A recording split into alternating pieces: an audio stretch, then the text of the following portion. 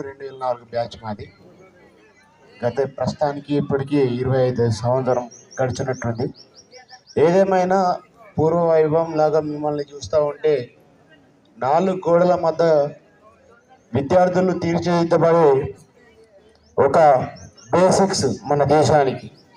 ఆ తీర్చిదిద్దబడే బేసిక్స్ వాళ్ళ నైపుణ్య శక్తిని గమనించగలిగే ఒకే ఒక గురువు ఇక్కడ ఆసీనులైనటువంటి మీ టీచర్లని నేను నమ్ముతా. అయితే ఆర్టికల్ 19 ప్రకారం మనకు భావ వ్యక్తీకరణ స్వేచ్ఛ హక్కు అనేది అంబేద్కర్ గారు ఫండమెంటల్ రైట్స్లో మనకు లిఖితపూర్వకంగా మనకి ఇవ్వడం జరిగింది. కాబట్టి మీకు బాధ్యతలు ఉన్నాయి, అదేవిధంగా హక్కులు ఉన్నాయి. వీటి కోసమే మనకు రాజ్యాంగం లిఖించడం జరిగింది.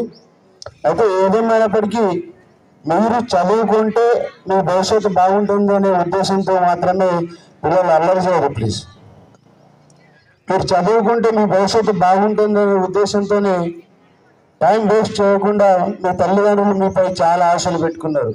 కాబట్టి మీరు చేయాల్సిన పని చదువుకోవడం, మంచిగా పక్కకున్న 4 విషయాలు కూడా వాటి పట్ల కూడా అవగాహన పెంచుకొని మీరు మీ స్కూల్కు, మన స్కూలుకు, మా గ్రామానికి మరియు ఈ సమాజానికి మీరందరూ ఉపయోగపడే విధంగా మీ యొక్క ఆలోచన విధానాన్ని మార్చుకొని చాలామందిని చూస్తూ ఉన్నాం మేము.